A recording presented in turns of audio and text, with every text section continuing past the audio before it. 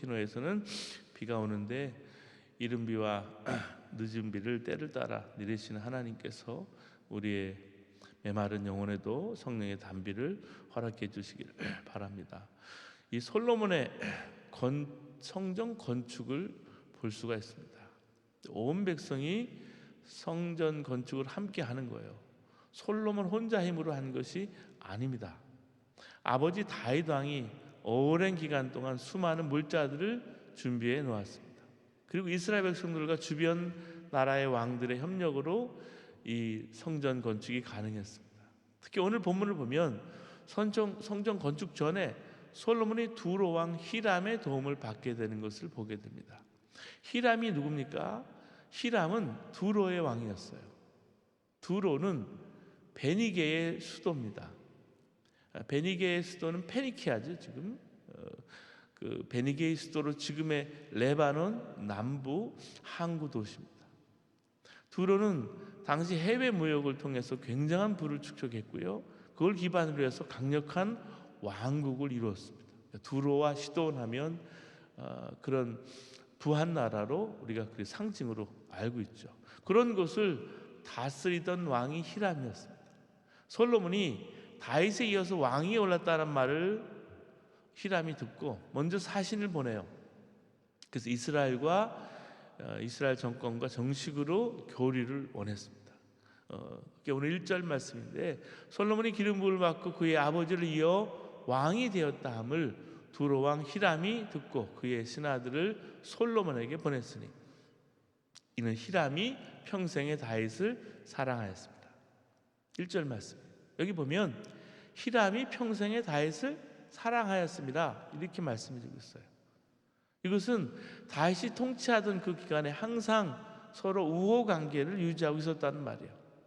히람은 다윗과 좋은 관계를 솔로몬 시대에도 계속해서 원했던 거예요.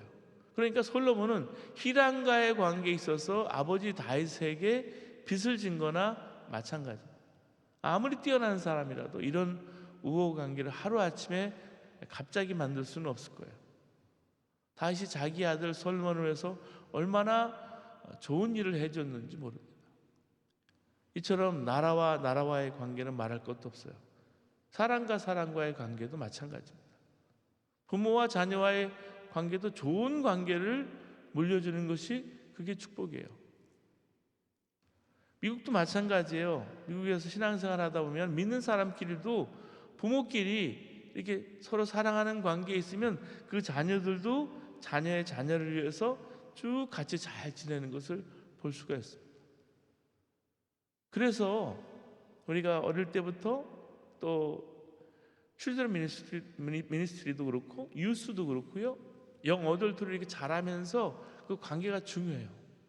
만약에 교회에서 문제가 생기고 갈등이 생겨서 서로 싸우고 분열이 되고 미워하게 되면요, 자녀들에겐 치명적입니다. 특별히 밥 먹다가 또 전화를 통해서 그런 관계들이, 부모와의 관계들이 안 좋은 것을 자녀들이 눈치채고 알게 돼요. 그래서 여러분, 그 신앙이 유산으로 바로 이어지지 않는 거예요. 교회에서 싸우면 자녀들 EM도 깨지고요, 어려워지는 걸 저는 많이 봤어요. 영어권 2세들 교회들이 다시 따로 모이는 것이 많아졌는데, 어떤 교회를 보면 1세들이 싸우는 것과 똑같이 서로 감정이 안 좋은 것도 있습니다. 왜냐하면 잘못된 것을 보고 배운 거예요. 그래서 교회가 평안한 것은 정말 큰 축복입니다. 어른들이 싸우면 그것이 교회에서 자라는 자녀들에게 얼마나 큰 상처를 주는지 몰라요. 연구해 보면 미국에서 디아스포라 이민교회 중에서 다음 세대의 신앙이 물려지지 않는 경우가 바로 그런 케이스예요. 그래서 큰 교회도 EM이 무너지고 갈등이 있는 것을 보게 돼요. 반대로 평안한 교회에서는 그렇게 자란 자녀들은 그걸 또 배워요. 우리는 관계의 축복을 자녀들에게 물려주어야 합니다. 그게 무엇보다 중요해요. 솔로몬의 입장에서 히람이 먼저 신하들을 보내서 아주 우호적인 제스처를 취한 것은 아주 반가운 일입니다. 왜냐하면 성전 건축을 위해서 히람의 도움이 꼭 필요했기 때문입니다. 성전 건축을 위해서는 레바논의 백향목이 꼭 필요한 거예요. 당시 레바논에서 생산된 백향목은 썩지 않고 좀먹지 않는 최고의 품질이었습니다. 지금도 그래요. 그래서 모든 왕들은 귀한 건물을 지을 때 레바논의 백향목을 재료로 얻기를 원한 거예요. 게다가 그 백향목을 가장 잘 다루는 기술을 가진 사람들이 바로 두로 사람들이었습니다. 성전 건축을 위해서는 두로 왕 히람의 도움이 절실하게 필요했습니다. 이에 솔로몬은 사람을 보내서 히람에게 요청을 하는데 아주 지혜롭게 합니다. 오늘 3절 말씀 보시기 바랍니다. 당신도 알거니와 내 아버지 다윗이 사방의 전쟁으로 말미암아 그의 하나님 여호와의 이름을 위하여 성전을 건축하지 못하고 여호와께서 그의 원수들을 그의 발바닥 밑에 두시기를 기다렸나이다. 다윗은 성전 건축을 위해서 많은 준비를 생전해요. 많은 기술자, 백향목과 아주 그때 금은보화를 많이 준비했습니다. 다윗의 성전 건축 열망, 그 준비가 있었음에도 불구하고 성전 건축을 할 수 없었어요. 그랬던 것은 사방의 전쟁으로 잦은 전쟁을 치러야 했기 때문입니다. 그 전쟁이 문제가 되는 거예요. 한국도 여러분 물론 6.25 최근에 겪었던 6.25나 일제 그 압제도 있었지만은요, 조선시대에 겪었던 그 많은 전쟁들, 고구려와 또 고려 때도 마찬가지로 많은 전쟁을 치렀을 때 힘든 거예요. 다윗은 전쟁으로 인해서 많은 피를 흘리게 했던 인물입니다. 그래서 하나님 보시기에 성전 건축의 때가 아니라고 본 거예요. 성전 건축에 대한 하나님의 뜻을 분명히 안 다음에 다 자신의 후계자로서 자기 대신 성전 건축을 담당할 솔로몬에게 자재들을 비축하고 준비하게 했습니다. 성전 건축은 다윗 때가 아니라 솔로몬 때인 거죠. 사람이 하나님의 때를 미루거나 당길 수 없어요. 하나님의 때에 순종하고 마치는 게 중요해요. 뭐든지요, 타이밍이에요. 미국도 미국 온 타이밍이 참 중요해요. 뒤돌아보면 공부하는 것도 마찬가지고요.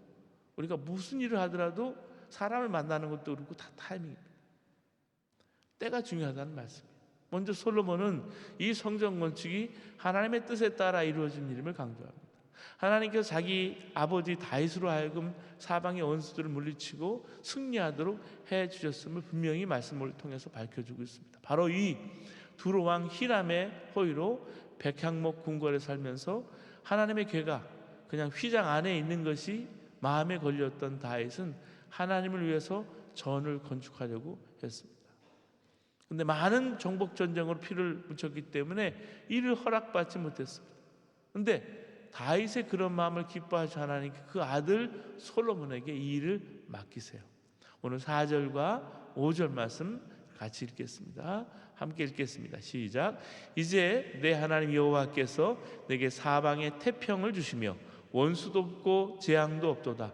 여호와께서 내 아버지 다윗에게 하신 말씀에 내가 너를 이어 내 자리에 오르게 할 내 아들 그가 내 이름을 위하여 성전을 건축하리라 하신 대로 내가 내 하나님 여호와의 이름을 위하여 성전을 건축하려 하오니.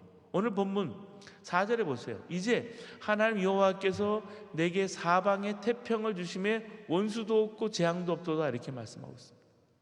여러분, 사방의 전쟁에서 3절에 4절에 사방의 태평으로 바꿔주셨어요. 원수도 없고 재앙도 없다 그랬습니다. 사랑하는 여러분, 우리 모두가 꿈꾸고 원하는 것이 사방의 태평이에요. 여러분, 이런 은혜가 여러분 삶에 넘치기를 바랍니다. 솔로몬에게 사방의 태평, 이것이 최고의 축복, 최고의 은혜인 거예요. 이걸 주신 것은 하나님의 일을 마음껏 하라는 사명입니다.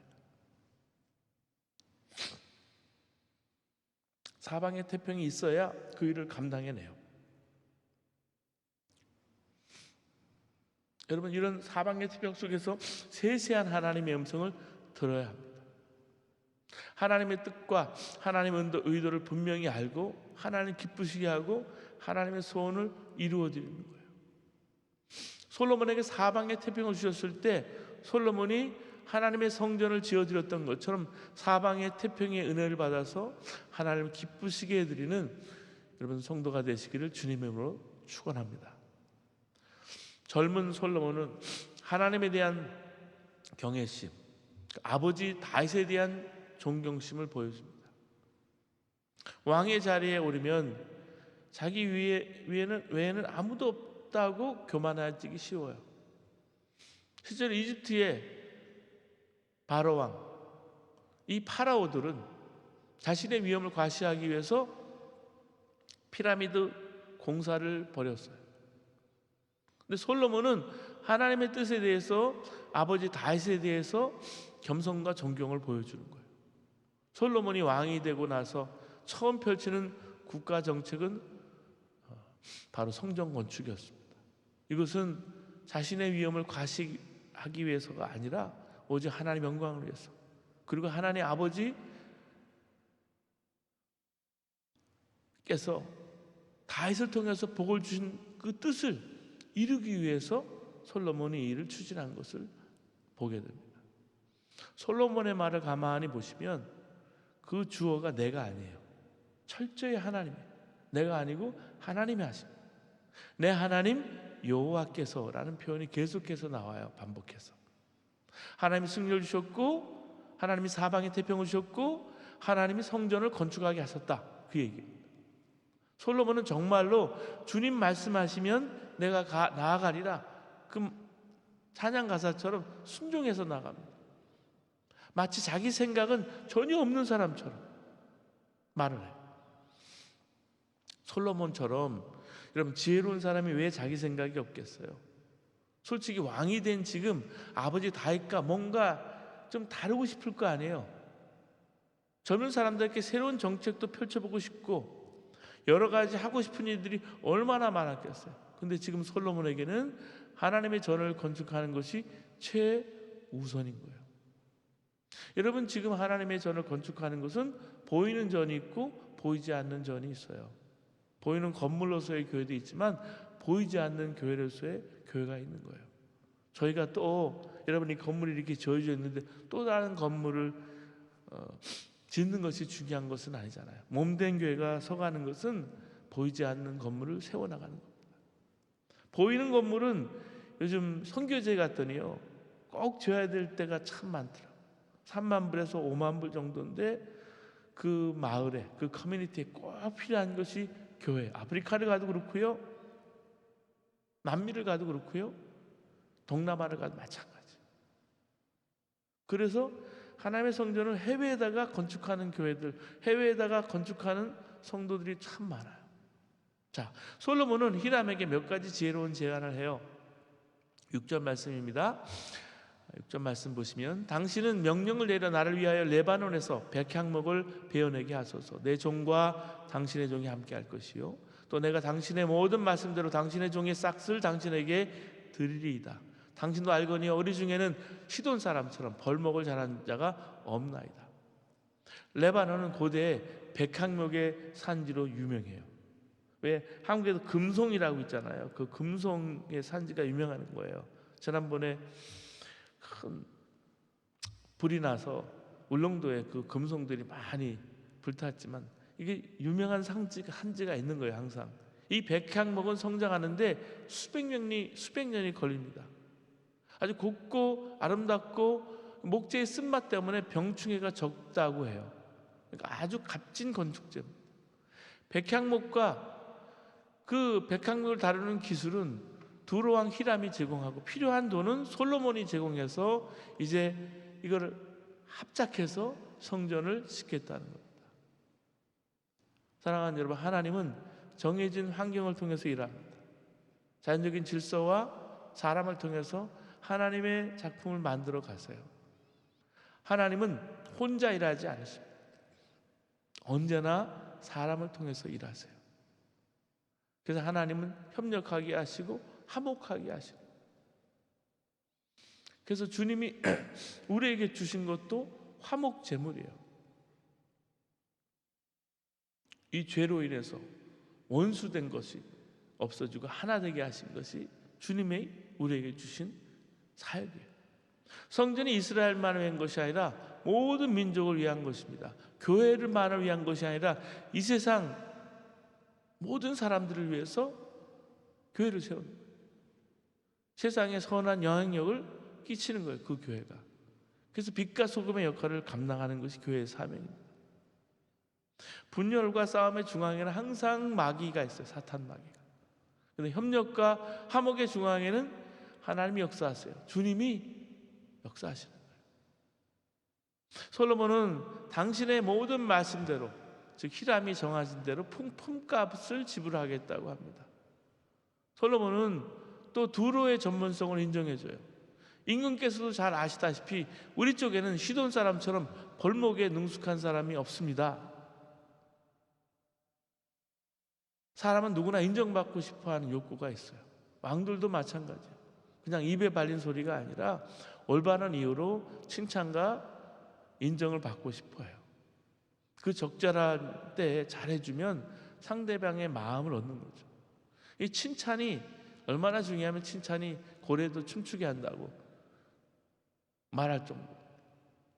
사실 히람 왕이 솔로몬에게 사신을 보낸 것은 단순히 이스라엘의 새로운 왕과 친분을 유지하려는 것만이 아니었습니다. 그는 다윗의 인품에 대해서는 잘 알고 있었지만 그의 젊은 아들 솔로몬에 대해서는 실제로 아는 것이 별로 없었어요. 그렇기 때문에 이 새로운 왕이 어떤 인물인지 파악하려는 의도도 아마 있었을 거예요. 그런데 이 젊은 왕 솔로몬은 히람이 생각했던 것보다 훨씬 더 그릇이 큰 사람이었어요. 그것도 남들을 위협하는 강한 힘이 아니라 주변을 안심시키고 기쁘게 하고 든든함을 느끼게 해주는 아름다운 능력의 사람이었어요. 이 솔로몬의 요청에 대해서 화답하는 히람의 반응을 보면 그걸 알 수 있어요. 오늘 7절과 8절 말씀, 여러분과 한 목소리로 같이 읽겠습니다. 7, 8절 시작. 히람이 솔로몬의 말을 듣고 크게 기뻐하여 이르되 오늘 여호와를 찬양할지로다. 그가 다윗에게 지혜로운 아들을 주사 그 많은 백성을 다스리게 하셨도다 하고 이에 솔로몬에게 사람을 보내어 이르되 당신이 사람을 보내 하신 말씀을 내가 들었거니와 내 백향목 제목과 잣나무 제목에 대하여는 당신이 바라는 대로 할지라. 여기에 느껴지는 분위기는 아주 따뜻한 분위기예요. 성전 건축의 규모를 생각하면 그것에 협조한다는 게 그리 쉬운 일이 아니잖아요. 그것도 몇만 명이나 되는 이스라엘 노동자들이 자기네 나라 안으로 들어와서 작업을 해야 돼요. 자기 나라의 노동자들과 군대까지 가서 도와줘야 돼요. 엄청난 대공사예요. 그럼에도 불구하고 히람은 기뻐하면서 응답을 해요. 승낙을 하죠. 히람의 첫 반응이 뭐예요? 크게 기뻐하는 거예요. 첫 마디도 오늘 여호와를 찬양할지로다. 7절 말씀. 무슨 말이에요? 사실상 히람의 마음을 움직인 것은 솔로몬의 칭찬이 아니라 하나님이셨다는 고백이에요. 솔로몬에게 주신 하나님의 지혜가 그 히람을 감동시킨 거죠. 그러니까 어떤 일이 있을 때 그것이 얼마나 어려운가 하는 것이 문제가 아니에요. 가장 중요한 것은 나와 상대방의 관계 속에서 하나님이 역사하신다는 거예요. 어떤 사람에게 어떤 일을 시킬 때 이렇게 저렇게 아무리 자기 아랫사람이라 할지라도 그렇게 하면 감동이 없죠. 요즘 그냥 꼰대라 그래요. 나는 그렇게 알고 내 몸에는 그렇게 행동을 하는데 가장 중요한 관계 속에서 나오는 마음, 하나님 주시는 마음이에요. 그 하나님이 감동케 해주셔야 일이 가능한 거예요. 하나님이 함께 하시고 복을 주시는 사람에게는 이런 일이 일어나요. 나를 위해서 일하고 도와주고 돈까지 쓰면서도 짜증내거나 힘들어하는 게 아니라 오히려 기뻐하고 협력해주는 역사가 일어나요. 만나서 함께 일하는 사람마다 어려운 부탁도 쉽게 들어주고 자기 일처럼 도와주려고 한다면 그게 얼마나 큰 축복일까요? 제가 교회 사역을 하면서 선교 사역도 마찬가지예요. 선교 사역을 돕는 것도 마찬가지고요. 네트워크교회를 통해서 여러분 교회를 세워나가는 것도 마찬가지예요. 하나님 기뻐하시는 방향으로 살아가는 사람에게 그런 일들이 일어나더라고요. 바로 이런 역사가 우리 모두에게도 일어나기를 주님의 이름으로 축복합니다. 목재를 운송하는 방법까지 친절하게 알려주는 히람의 모습을 보세요. 9절 말씀입니다. 내 종이 레바논에서 바다로 운반하겠고 내가 그것을 바다에서 뗏목을 엮고 당신이 지정하는 곳으로 보내고 거기서 그것을 풀리니 당신은 받으시고 내 원을 이루어 나의 원 궁정을 위하여 음식물을 주소서. 육로로 운반하는 것보다 물로 운반하는 것이 빠르고 쉬웠지만 이것은 고도의 기술을 필요로 하는 거예요. 여러분 피라미드를 어떻게 졌을까요? 그 당시에 문화에서, 그 당시의 문명에서 이것은 고도의 기술이었어요. 솔로몬이 이것을 미처 생각하지 못했든지 아니면 차마 이것까지 부탁하지 못했던 일인데 히람은 자원해서 시원스럽게 문제를 해결해요. 참 고마운 일이죠.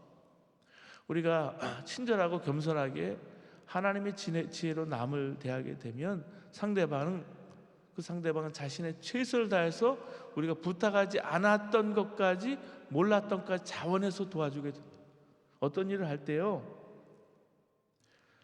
꼭 이걸 해달라고만 해야 하는 게 있지만요, 자원해서 꼭 해야 되는 일인데 말하지 않아도 알아서 일이 진행되는 경우를 저희는 많이 봐요.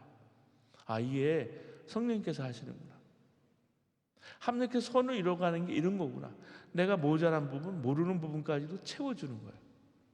그게 사역이에요. 하나님 기뻐하시는 일을 하기 위해서 하나님께 순종하며 나가는 사람은 이처럼 일이 진행되는 과정 곳곳에 생각지도 않은 축복을 만나게 됩니다. 히람은 솔로몬의 제안에 찬성하면서 구체적인 조약 내용을 통보합니다. 그러자 솔로몬은 그 내용을 기꺼이 받아들여서 즉시 실행해요. 두 나라 간에 실제적인 교육이 이루어지는 겁니다. 오늘 10절, 11절 말씀 보시겠습니다. 솔로몬의 모든 원대로 백향목 제목과 잣나무 제목을 주매 솔로몬이 히람에게 그의 궁정의 음식물로 밀 2만 고루와 맑은 기름 20고루를 주고 해마다 그와 같이 주었더라. 히람은 이 솔로몬이 필요로 하는 양만큼 충분히 성전 건축에 필요한 목재를 공급합니다. 이에 대해 솔로몬은 밀이나 기름을 풍성하게 준 것을 볼 수 있어요. 밀과 기름은 해상무역이 발달한 이 두로에 있어서는 없어서는 안 될 중요한 생활 필수품이에요. 지금도 마찬가지잖아요. 밀 때문에 여러분 우크라이나 러시아 전쟁 때문에 전 세계 곡물값이 요동을 치고요. 경제적인 파동이 심하고요. 가스관도 마찬가지잖아요. 지금 이란이 이스라엘을 48시간 안에 공격하겠다. 그러니까 가스값이 막 올라가죠. 왜냐하면 가장 중요한 것들이기 때문이죠. 이처럼 좋은 관계를 이루려면 양쪽이 합리적인 약속을 하고 또 그것에 철저한 실행이 필요합니다. 신뢰가 깨어지면 관계는 지속될 수 없죠. 건강한 관계는 단순히 매너가 좋거나 처세술이나 말재주가 좋아서 되는 게 아니라 행동을 통해 서로에게 신뢰를 줘야 한다는 거예요. 그게 가능한 거예요. 그래서 우리 믿는 사람들이 특히 세상에 살면서 약속을 지키는 것이 상당히 중요하죠. 저 사람은 약속을 하면 꼭 지켜. 예수 믿는 사람들의 말은 틀림이 없어요. 지키지도 못할 말을 쉽게 해서는 안 된다는 거죠. 약속을 해도 자꾸 바꿔도 문제가 되고요. 그래야 거룩한 영향력을 끼칠 수 있는 것입니다. 예수 믿는 사람인 줄 우리가 다 아는데 계속해서 약속을 어기거나 늦추거나 거짓말하거나 깨버리면 신뢰가 되지 않겠죠.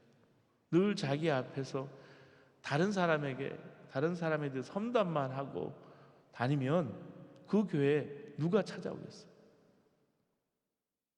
틈만 나면 거짓말하고 남을 속이고 다른 사람과 약속을 깨버리면 처음에는 이제 그 관계 때문에 이번에는 특별하겠다 그러지만 늘 그래요. 전화도 그렇고요. 항상 전화로 그렇게 서로 약속을 깨게 하거나 이간질시키거나 이런 것도 참 많이 봤어요.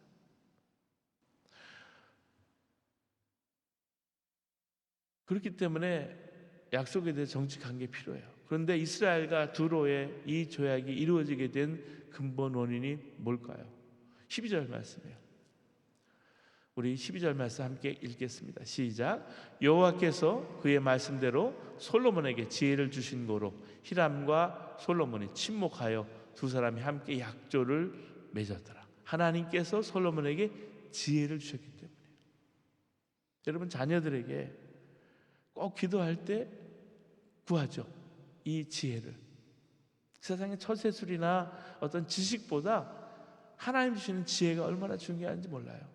지혜롭게 행동했기 때문에 히람과 친해지고 함께 조약을 맺을 수가 있었습니다. 그가 미련하게 했거나 거만하게 행동했으면 히람은 결코 돕지 않았을 거예요. 사랑하는 여러분, 아름다운 관계를 이루려면 하나님의 지혜를 우리가 받아야 합니다.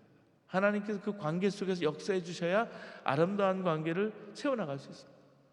동시에 상대방을 배려하고 자신이 해야 할 책임을 다할 때 신뢰관계가 생기는 겁니다. 자, 이제 솔로몬은 레바논으로 보낼 노동자들을 모집합니다. 13절 말씀 보면 이에 솔로몬 왕이 온 이스라엘 가운데서 역군을 불러일으키니 그 역군의 수가 3만 명이더라. 그런데 레바논 산 중에 3만 명의 일꾼들을 보낸다는 건 보통 일이 아니에요. 그래서 솔로몬이 어떻게 할까요? 14절 말씀 보세요. 솔로몬이 그들을 한 달에 한 명씩 번갈아 레바논으로 보내매 그들이 한 달은 레바논에 있고 두 달은 집에 있으며 아돈이라면 감독이 됐고, 솔로몬은 그들을 한 달에 10,000명씩 번갈아 레바논으로 보내죠. 그래서 그들이 한 달은 레바논에 있고 일을 마치면 두 달은 본국에 있게 해준 거예요. 솔로몬은 일과 휴식의 적절한 균형을 잘 잡아서 일을 시켰어요. 요즘도 이런 회사가 잘 돼요. 팬데믹 때 재택근무를 시켰잖아요. 근데 팬데믹이 지나고 나서 그냥 회사에 나와야 된다. 물론 나와서 일하도 효과적인 게 있죠. 근데 쉬면서 집안일이나 가정일이나 여러 가지 일을 보면서 이게 창의적으로 진행될 수 있구나. 쉼을 통해서도 마찬가지로 일을 효과적으로 감당할 수 있구나 알게 된 거예요. 저희 교회도 마찬가지로 플로리다에서 한 달 일하고 재택근무죠. 비행기로 날아와서 동부 끝에서 서부 끝에 와서 일을 하는 우리 집사님이 계시죠. 그런 거예요. 그런 회사들이 지혜롭게 일을 시키는 거죠. 당시 고대사에서 왕들이 자기가 원하는 대로 사람을 데려와 노예처럼 부렸던 때예요. 근데 솔로몬은 백성들의 처지를 잘 헤아리고 일을 진행한 거예요. 또 솔로몬은 가정에 있는 것이 사람들에게 큰 위로가 된 것을 잘 알았습니다. 이 노동자들이 한 달 만에 레바논에서 일하고 두 달은 집에서 쉰 것이 아닙니다. 두 달은 집으로 돌아와서 집에서 출퇴근하면서 일하러 나간 거예요.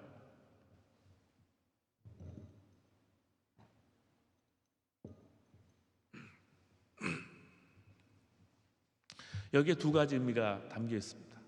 먼저 일을 하는 중에 너무 오래 집을 비우면 가정이 어려워질 것을 배려해 준 겁니다.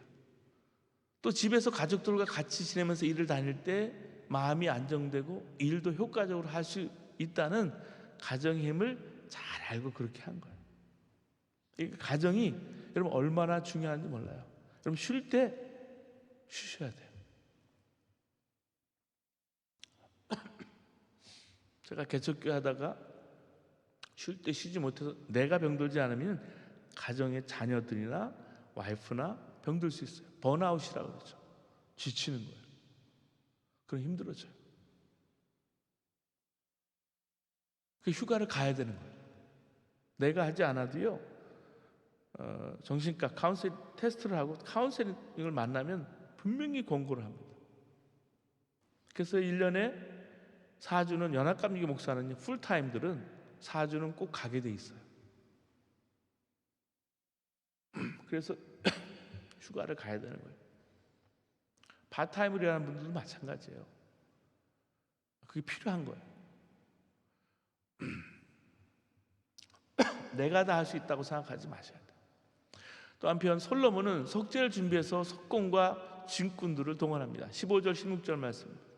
솔로몬에게 또 짐꾼이 7만 명이요 산에서 돌을 뜨는 자가 8만 명이며 그 외에 그 사이를 감당하는 관리가 3,300명이라 그들이 일하는 백성을 거느렸더라.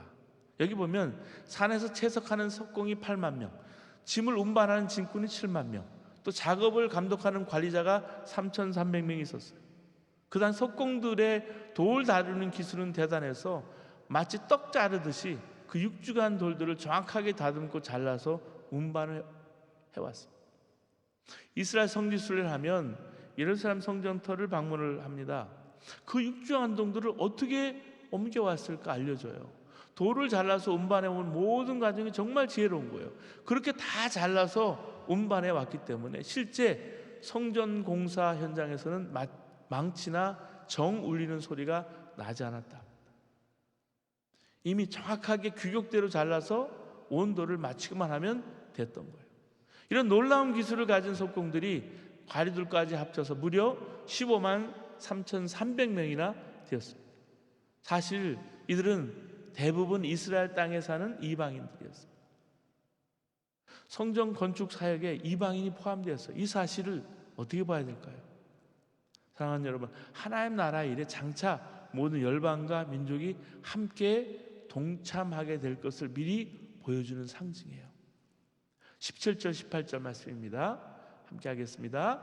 이에 왕이 명령을 내려 크고 귀한 돌을 떠다가 다듬어서 성전의 기초석으로 놓게 하매 솔로몬의 건축자와 히람의 건축자와 그발 사람이 그 돌을 다듬고 그 성전을 건축하기 위하여 제목과 돌들을 갖춥니다. 에브라임 산지에서 떠낸 돌을 다듬는 일은 히람의 건축자들과 그발 사람들이 감당했다 그랬습니다. 그발은 페니카의 한 수도입니다. 도시입니다.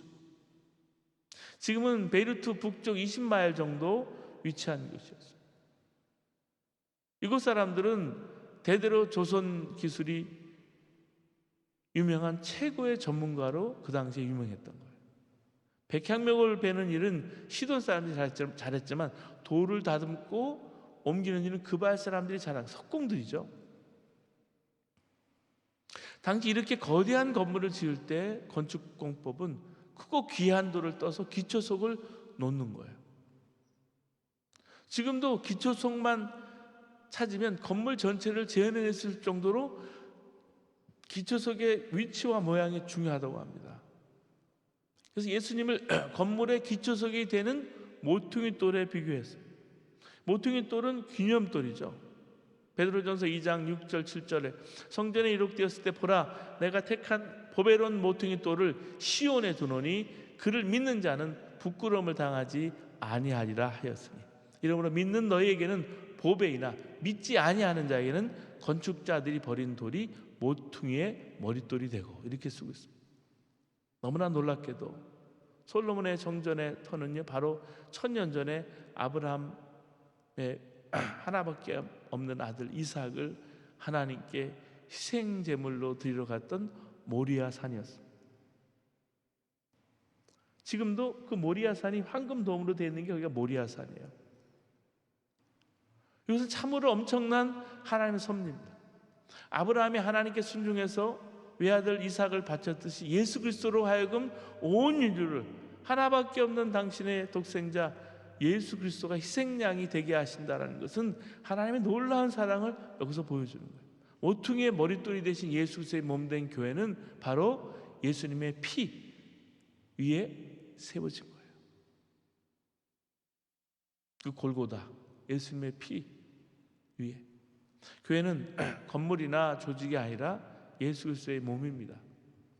예수님의 십자가의 보혈의 피를 통해서 구원받은 사람들의 모임, 그 백성들의 모임이 에클레시아 교회입니다. 그 하나님이 사랑을 그곳에서 드러내고요. 하나님의 교회에서 함께 하나님 성도로 지어져 가고요. 하나님의 뜻을 함께 이루어드리기 위해서 최선을 다해서 나가는 거예요. 그래서 주님이 기뻐하시는 우리 각자 온 교회가, 우리 옛사랑 교회가, 내떡 교회가 되시기를 주님의 이름으로 축원합니다.